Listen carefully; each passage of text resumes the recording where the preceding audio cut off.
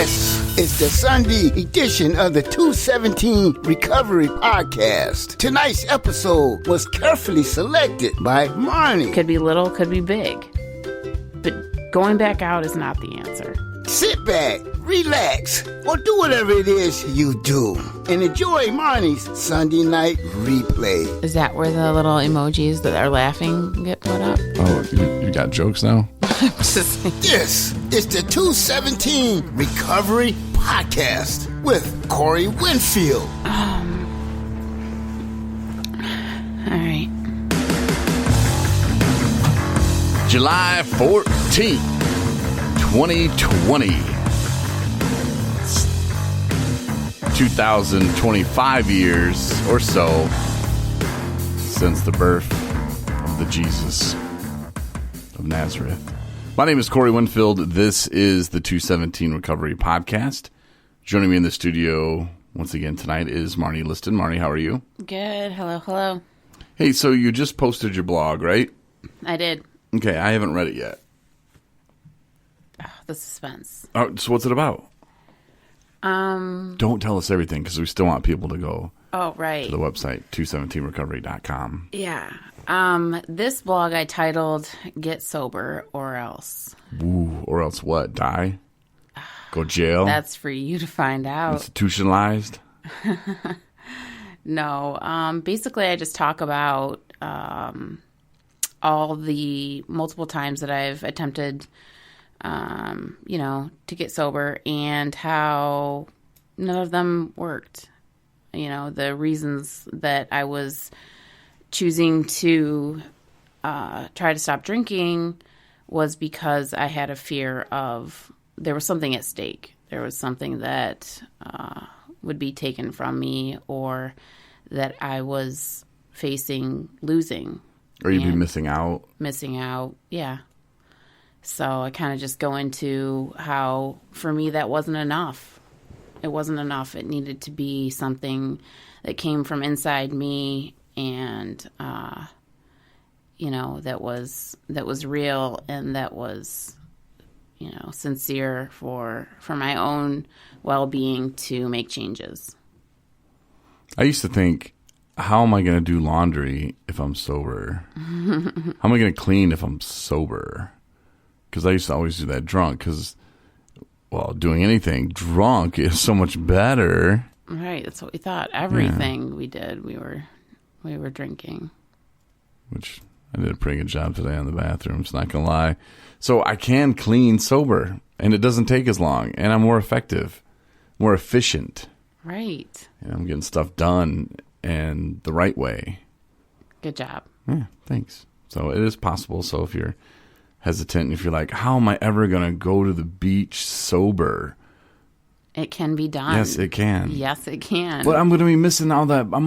I like having a buzz and I like getting my chair over here and, looking at the boys and how am I going to do that when I don't have a couple in me? I mean, it's just not going to be fun. Well, yeah, I wrote about that too in one of my blogs. It's different. It's different, and you get accustomed to it. You get used to it, and it's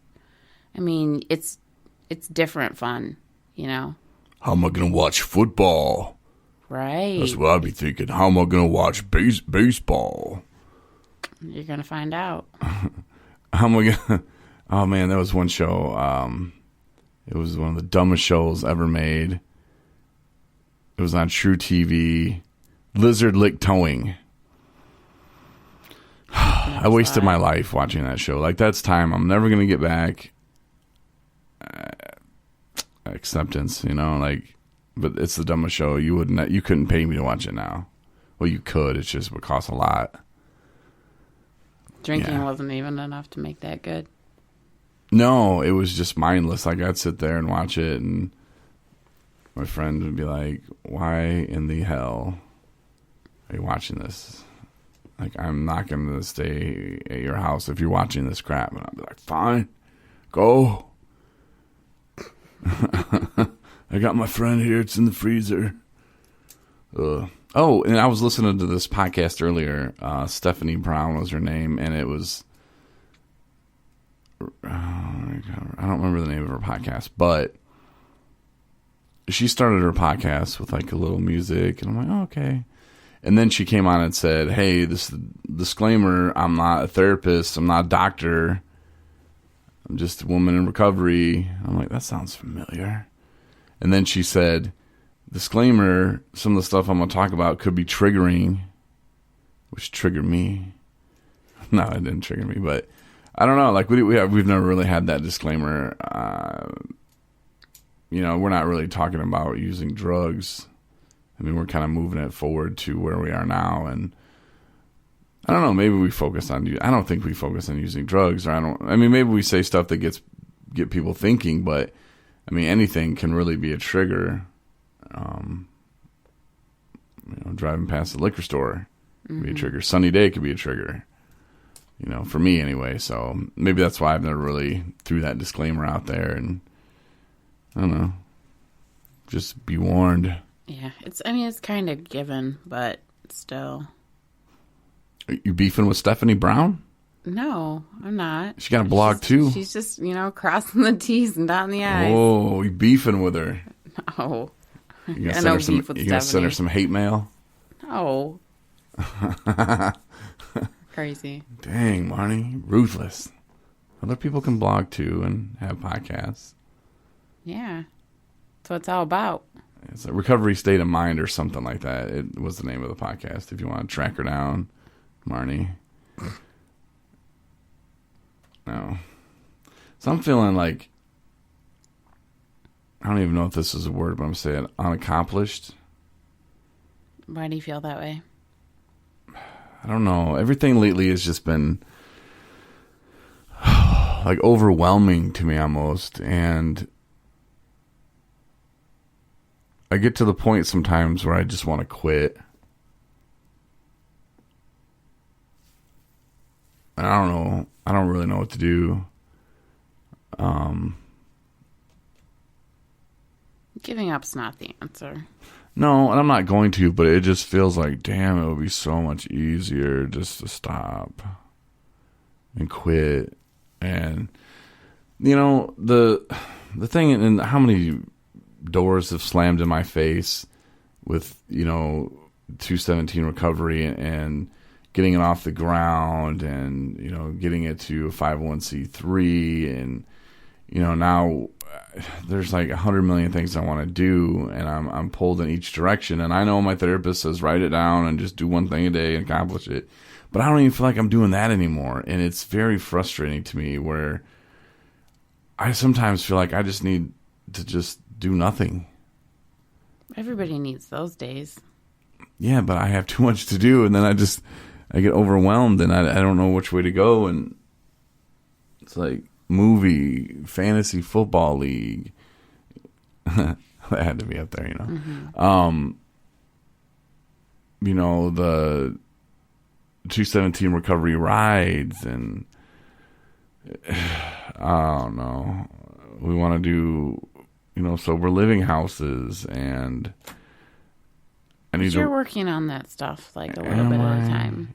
You are. Am I? Yes, you are. Doesn't feel like it sometimes. Well, I know that you are. So just keep on working on it. I need an assistant. I don't know. It's frustrating sometimes, and I'm not going to give up though, but damn, sometimes it does pop in my head like, man, it'd just be easier just to do a 9 to 5 and no, you talk about your dreams all the time. Don't give up on your dreams. Yeah. I don't know. I'm going to try not to, but I don't use that word try very often.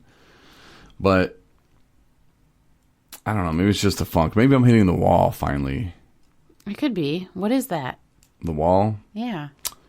Well, I've hit the wall before pretty hard.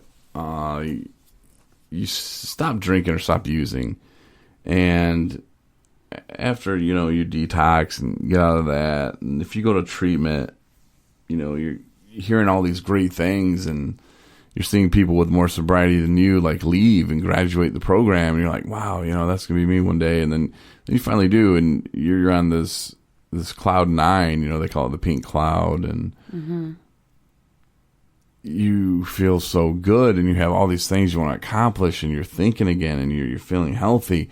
So you're at an all-time like high, and what's going on in your brain is the serotonin levels, they're shooting back up, they're skyrocketing, you know, because they're got to produce now. You know, they're not relying on the alcohol or the drugs to give you that whoo feeling, and so they're pumping, you know, hardcore, and then they stop and go, wait a minute, we don't have to work this hard, and they can't create any more of that whoop over, like, imagine like a line, like horizontal line. You know, they shoot back up over this horizontal line. Let's call the horizontal line 0. You know, it goes zoom over 0. And then once it levels back down to a normal, it's still under where, you know, the drugs bring you to. So now you're feeling like things aren't as great, and just your mood changes. And the way you think about things, and things don't feel as promising as they did, you know, 2 months ago. Usually it happens, they say, 2-3 months it can start since you use last. And isn't that like post-acute withdrawal symptoms as well around that time? Well, they say that lasts for a year? I don't know exactly. Yeah. It's just, I know it's a real thing though. Yeah, like things are going great, and then it's the same old. You know, you're waking up, you're going to meetings, you're doing this, you're doing that, and you just become like in a funk, and nothing's really making you happy, and nothing's bringing you up to that level in your brain of that serotonin, like jumping up and making you happy. And that's, at least for me, I just started thinking, well, you know, I know how I can do this. I even planned this. I planned a huge major relapse around going back to school, because I figured, you know, when school starts, I want to hit the ground running, and I still want to be in that pink cloud. So I figured, it was late summer, like, I don't know, 3 years ago maybe. Oh, it was a bad one too. It was really bad. And so I figured, yeah, I'll just tear it up this whole week, and then I'll fight off the detox, and school start, I'll be on the pink cloud, everything will be great. I mean, that's how dumb I was, but my brain was telling me that was a brilliant idea. And you're right, brain, that is wonder. Corey, you're so smart.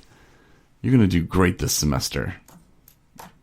Didn't work out that way. You're going to teach that psychology class. No, I mean, I had a pretty good semester, but it was just such a stupid way to think about it and to justify it. And I tell the people kind of the same thing with the Vivitrol shot.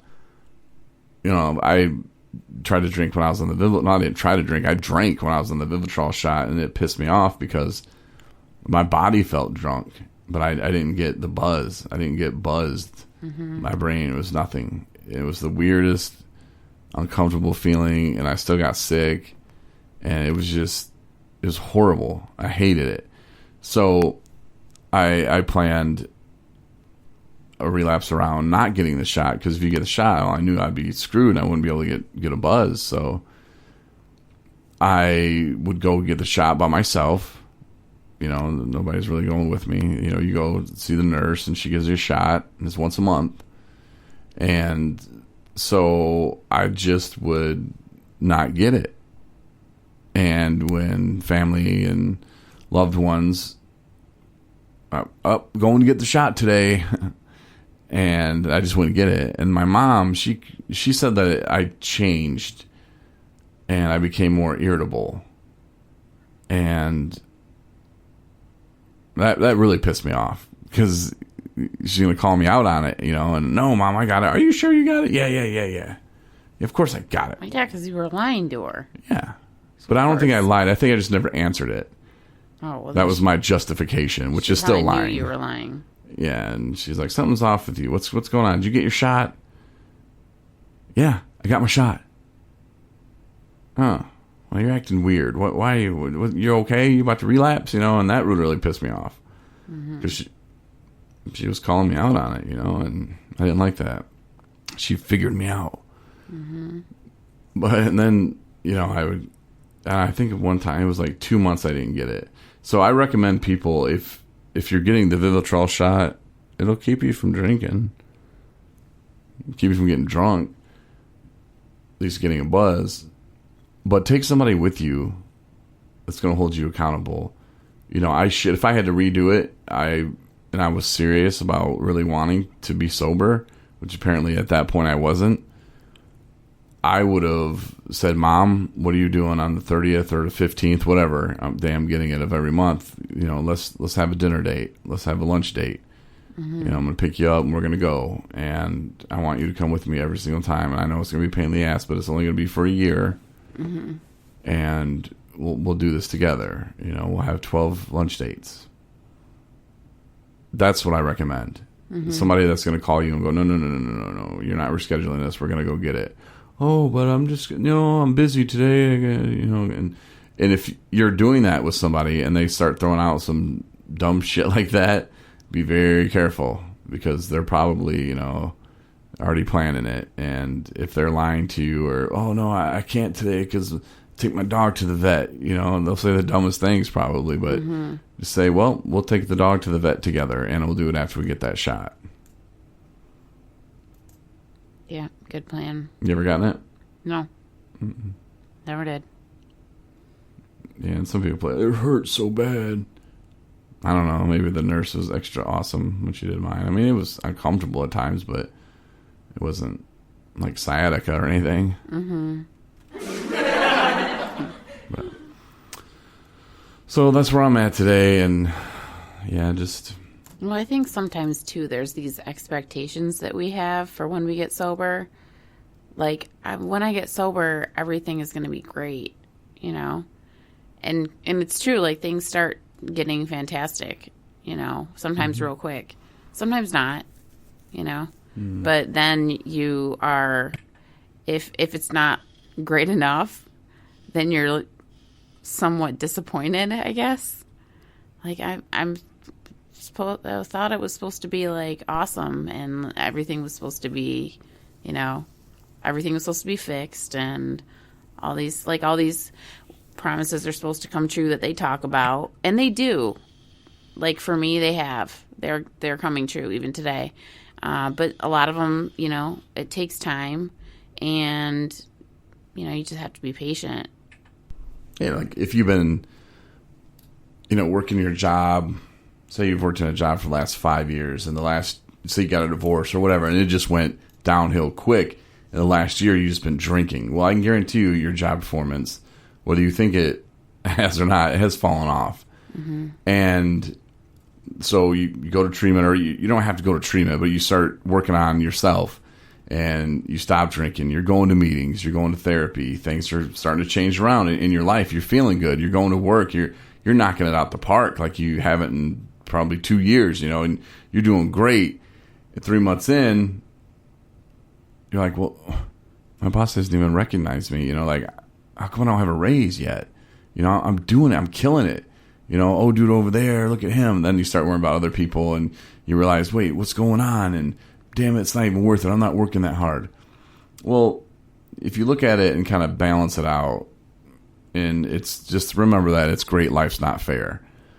The times that they probably could have fired you for dumb stuff, they didn't, and you're still very new in recovery. So you just put your head down, keep doing what you're doing, and, keep knocking it out of the parks. They do notice, and they will reward you eventually, but it's just so early.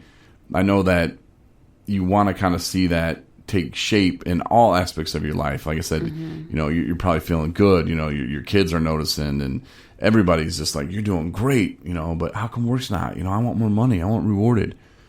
Not all aspects. I'm just using work as an example. I mean, it could be, maybe it could be the kids, going, well, Dad, we'll see. You said this before. Oh, yeah, for sure. They have reservations. I mean, they're kind of just waiting for the other shoe to drop lots of times.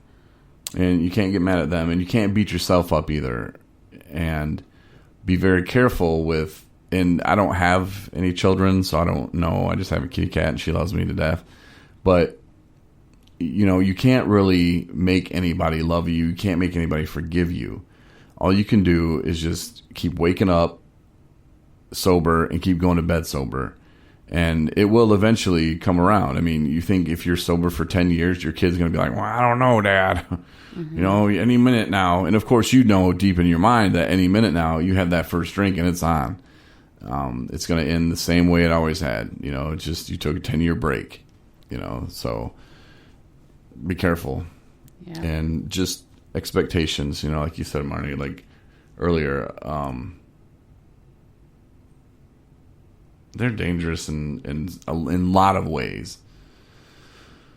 But at the same time, like it's not happening fast enough. Right. And, you know, I should have a job by now. I should have, you know, my relationship should be better and, you know, mended. And sometimes that never happens. You know, so lots of times it's just a redo. And there's nothing wrong with that. I talk about that a lot, too. You know, with, you know, people in the program or my family or in my blog or whatever, is that, you know, fresh starts are awesome, you know, and that doesn't mean that, you know, lots of times it's a new start. It's new stuff. You know, it might even be, you might even get a job.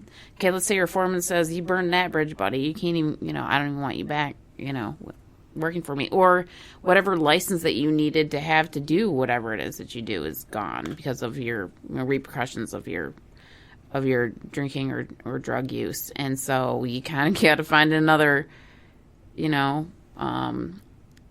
occupation to work on, something else that you're good at. Check out your skill set, you know, take a look at what you can do, what you want to do.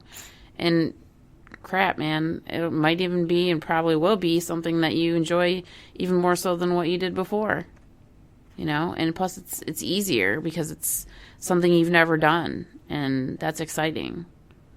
You need to be excited about, you know, your new life. That's my take on it.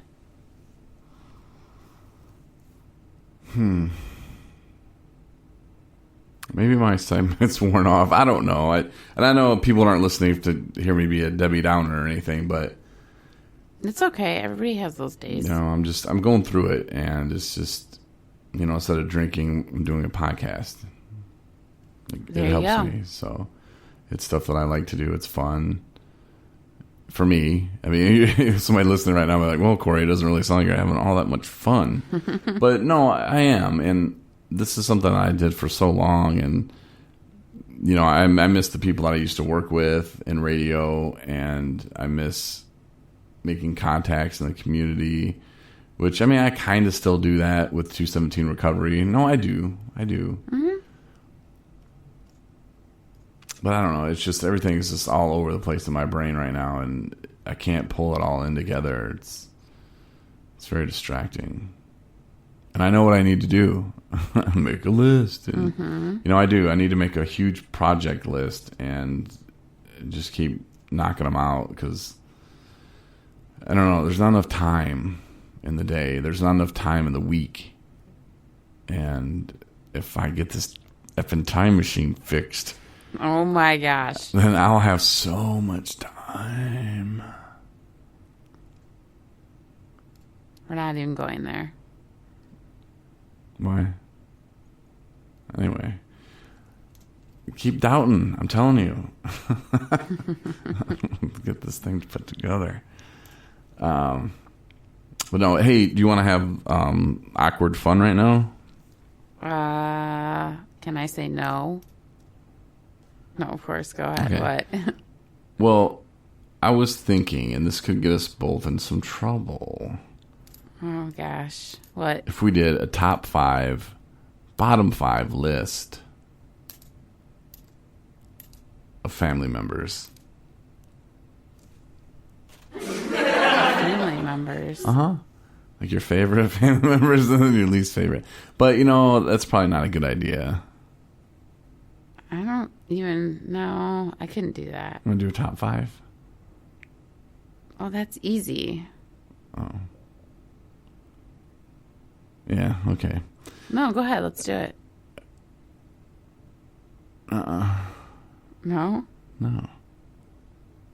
Just kidding. Man. Just kidding. Let's do top 5 recovery movies. Recovery movies? Mm-hmm. Okay.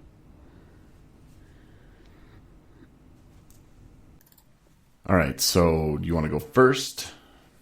Oh, no, you can go ahead if you want. Or we can go every other. No, we got to do it complete. Oh, okay. All right, you start yours. I'll start mine. Do you want me to start at 5? Yeah. Top 5 recovery / whatever movies about recovery or drugs or something. Okay. Okay. 5, I had to Google this. Okay. But it's actually, and I haven't even really watched very many, but it's actually a show. And it's got Anna Faris and Allison Janney or Janie. I don't know. Anyway, it's about it's called Mom, and it's a mother and a daughter, and the daughter is a single mom with a young kid, and she's in recovery, and then her mom, Allison Janney, plays. She's in a lot of stuff. But it's a TV show. It's a TV show. Yeah, and actually, we won some awards. It's good. Well, if we're It's doing cute. TV shows. Yeah, we're doing TV. I thought we were doing movies. No, I just changed it. Oh, Okay, and then I have Leaving Las Vegas. Oh, so we're back to movies. Yeah, I had a combination. Okay. And I have Leaving Las Vegas, and Number 4. I did actually watch that for the first time. We talked about it here on the podcast, but I enjoyed that. I think in kind of a twisted way, because it just was like I could relate to, the stuff that it showed about. I mean, because it had real kind of like the physical repercussions of drinking crazy amounts of alcohol, like insane, and I mean they didn't blow it out of proportion. I mean that's a real thing, and that people die just like he did, but. I don't know, so I kind of enjoyed that. I know it's kind of a weird way to... But it wasn't really about recovery movie, but it was about addiction. Yeah. Okay. I know this is kind of like hokey, because they show it in every rehab, but I did like 28 Days with Sandra Bullock. I thought that was a good movie. And I love Sandra Bullock, so, Yeah, she's... Nice. Another one, which the movie wasn't about addiction really, but there was a piece of it in there, and it ended up with a good ending. But the movie in general is one of my favorites, and I'm hoping that you've seen this. I'm sure you have. But Pay It Forward, amazing movie. Amazing. It's about Was that little boy that was in Sixth Sense or something? Yes. Haven't seen it. Oh my gosh. I don't like that kid. We're watching guy. that. I've seen a movie that you haven't seen. This is new for me. I love it. I'm totally loving this.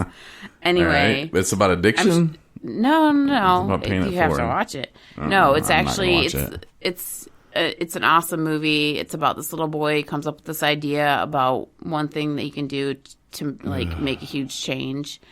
And he comes up with this concept that, if one person helps 3 other people and that person helps 3 other people and so on and so forth, that, there'll be this huge, it's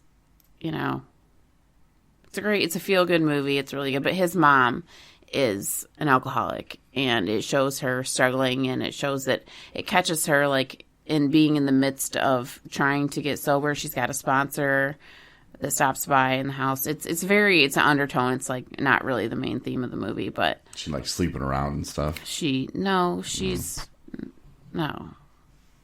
at like a casino or something. So Anyway. that's number 2. But that would be number 2. Yeah.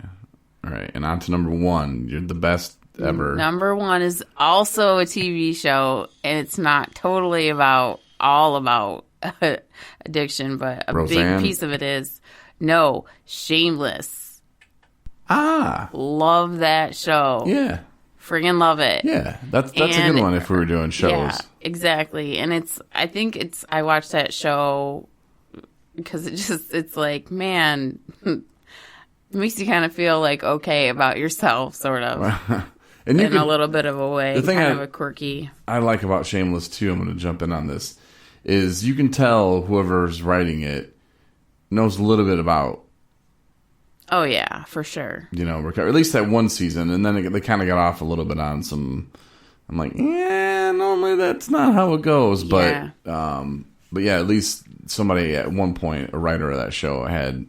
Yeah, and it's like about like whatever season that they really started bringing up, because from right off the get-go they had Frank, the Frank Gallagher being a major alcoholic and drug addict, and that is pretty much throughout all the episodes that I saw.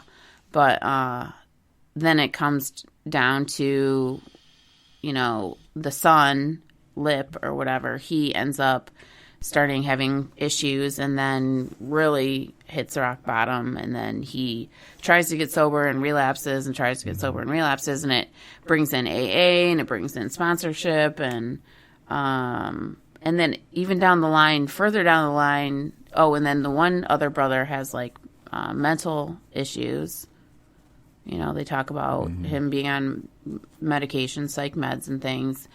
And then Fiona, towards the latest seasons, she ends up questioning her own, relationship with drinking and if she's really an alcoholic, and because she's been so close to it, and she doesn't know if it's circumstantial, if she's just using it as like a way to get through a hard time, or, stressed out, all these things, which I think is a common thing for a lot of people, that hit the bottle really hard or take pills, for whatever reason, because circumstances in their life, they need like a getaway, and they get too much into it, and they are like, am I an alcoholic? Am I an addict?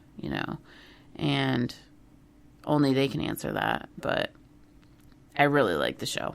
Yeah, me too. Good list. Thanks. Nice mix of shows and movies. Thank you. My list is just movies. Okay, it was last minute, so, Okay. Thanks for at least coming up with some stuff. Number 5 is the movie called Rush. I want to say it came out either late 80s or early 90s. And it has, what's her face in it? And then some dude named something Patrick. I don't know. Anyway, he's a cop, goes undercover in this biker gang or something, if my memory serves me right. I could totally be wrong, but he gets hooked on the heroin and falls deep into it, and it's about kind of getting him back on his feet, and he's a hot mess. And he's trying to pull it together and be this cop, but he's in too deep. I haven't seen it. So that's Rush at number 5. Number 4, ironically, or maybe it's a coincidence, Leaving Las Vegas is same as your number 4. And the realness of that movie, and it's, if you're at where I'm at in life with your recovery, you're watching that movie and you're just cringing, like, get help, dude, get help. But then you realize, no, he's on a mission, and he doesn't have family. He doesn't have anyone that's going to save him. So the very hot, what's her face? Yeah, that chick, the woman from Adventures in Babysitting. Yeah, the woman. Yeah. She's just gonna help him die. She's gonna make him comfortable and not judge him, and it's sad. But I think that happens more than we realize in life and society every single day. So that's number 4. Number 3 is A Star Is Born. Yeah. It's got a lot of drinking in it. Yeah, and I forgot about that one. The dude, whatever his name is, Bradley Cooper. He plays a pretty good drunk. It's believable. It's not too over the top. Like you see in some movies, you're just like, come on, they're not drunk, they're just acting. But his really looked believable. And when he embarrassed Lady Gaga on her big night, award night. You know, I'm like, oh. Now, I have never done that at an award show, but I have embarrassed loved ones, and I know what that felt like. Mm-hmm. So I could relate to that movie. And at the end, of course, it's very, very dark. But that's number 3. Number 2, 28 Days. Mm-hmm. I don't know. There's just something about, like, the fun that they are having in their rehab reminds me of, like a PG version of the fun that I had while I was in treatment. I had a lot of fun. Lots of fun in treatment. So, I mean, some of that goofiness that they're doing and her transformation while she's in there to kind of finally let go and accept that there is a different way. And I don't know, I liked it. Mm-hmm. I liked 28 Days. And it was funny, before I went to my first rehab, my mom was like, we got to watch this before you go. And then she was trying to rent it and buy it and couldn't get it anywhere. And it was, yeah. But then when I finally did watch it, I was like, oh, okay. I don't know if that would have changed my mind about treatment centers, but it was interesting. Number 1, a movie that I bet you have seen, called Beautiful Boy. I feel like I watched that in rehab. With Steve Carell. He's the dad. I don't remember now. Oh. Maybe I didn't watch it. There's another one too I can't remember the name of. There's 2 that I can't remember the name of, so I didn't put them on my list, but they're really good. One had to do with heroin addiction. These are my runners up that I can't remember the name of.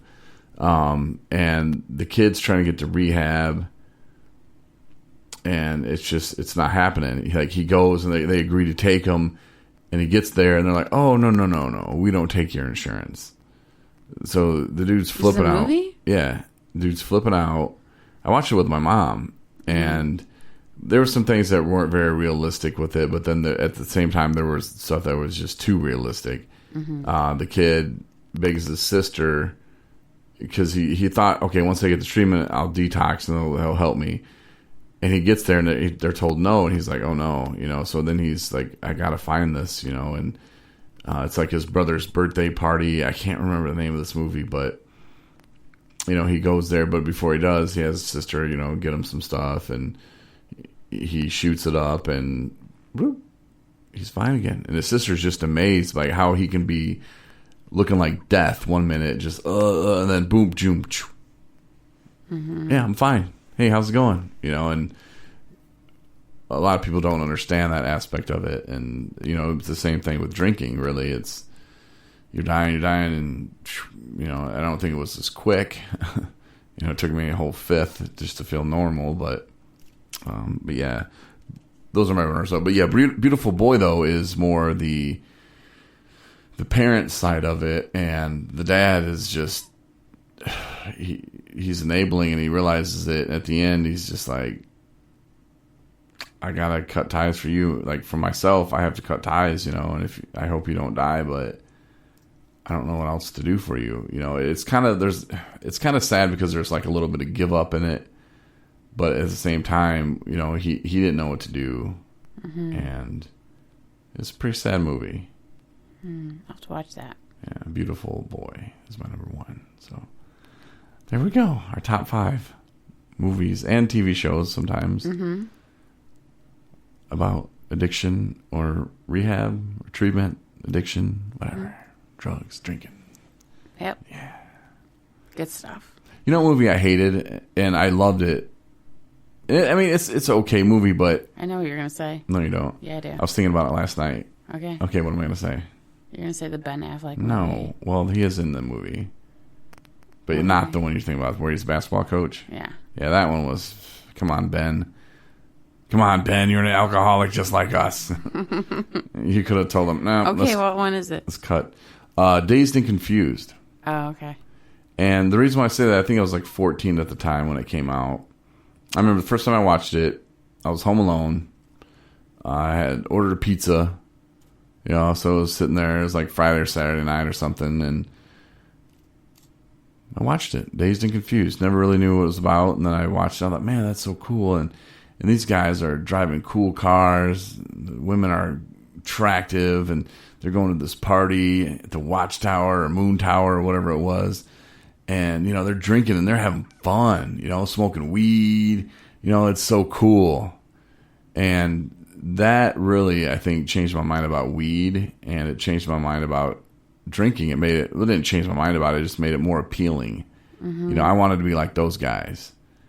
And I remember they had a CB in their truck, and he was telling the kids to get out, you know, of the school, or, hey, we're going to, Mitchie, we're coming for you, buddy. And he had like a speaker on his truck, and my friends and I, we all got CBs in our cars, and we would like talk to each other. Hey, you want to skip school today? All right, let's go. Let's go to Shoney's. Okay. This is before cell phones. You know, this is back in 94, 95. Mm-hmm. So it was a while ago. So that movie, I don't know, like, as good as I thought it was at the time, and, you know, it's still funny, and I like Matthew McConaughey and all that, but I think for the time when I watched it, you know, alone, I didn't watch it with my parents, I didn't watch anything like that, you know, so I had to interpret this movie and take it all in, you know, as a 14-year-old who is just trying to fit in at school, and, you know, I want to be in with the cool kids, and, you know, not be the guy who's not drinking. And I had already, you know, drank before, you know, before I seen that movie, but it made it more appealing. Like, I wanted to, like, get my friends together and go, hey, you know, where are we drinking this weekend? Whose basement are we drinking in, you know? And I think that wasn't a good movie for me to watch at that age, but yeah, I was just thinking about that last night, and I was like, yeah, you know, as much as I like that movie, I don't think that did me any favors. Right. It'd be a lot cooler if it did. Thing I like about high school girls, I get older, they stay the same age. Yes, they do. Why, you look like you're gonna punch me or puke. I can't. No, just quoting the movie. I know that. Okay. All right, so that's enough movie talk, enough recovery talk, and hope you enjoyed the show. Again, we're not therapists, and if this caused you to trigger, I don't know. I think we're good on disclaimers, but we are going to be in Paw Paw on the 19th. I would like you to join us, mask, whatever, and also on the 24th, we're going to be in Lansing for the UFAM rally. Both events on our webpage. If you go to 217recovery.com, there's more info. But get involved, get out and support recovery. You know, you can be a part of it. You don't have to just listen to the podcast. You know, if you would like, you can come out and say hi to us, and, you know, grab yourself a 217 Recovery hat, a shirt. You know, just, you want to shoot the shit with us, you know, feel free. You know, we'll be there, and look forward to meeting some people for sure. But resources on our website as well, the blogs. P.S. I'm grateful. Marnie said she just posted another one today, so give that a read. I did one yesterday. Did you read that one? I did. It was really good. Thank you. What was it about? It was about how, well, you commented on us women in particular. All right. Yeah, just making sure. All right. And Anna puts them up there. We're spilling our guts about everything. Frequently. You guys are killing all over the internet women. and social media, but yeah. Yeah. And Anna's blog is updated. Probably the most frequent Broken Beautiful's blog, and her podcast, it's there. I don't know how often she's doing that yet, but the blog's killing it, man. And her modeling career, I think, is taking off. She got the new haircut. Mm-hmm. So, yeah, check it out. 217recovery.com, and we will talk to you on Thursday. Bye-bye. Thanks for listening to the 217 Recovery Podcast. For more episodes plus bonus features, download the 217 Recovery app.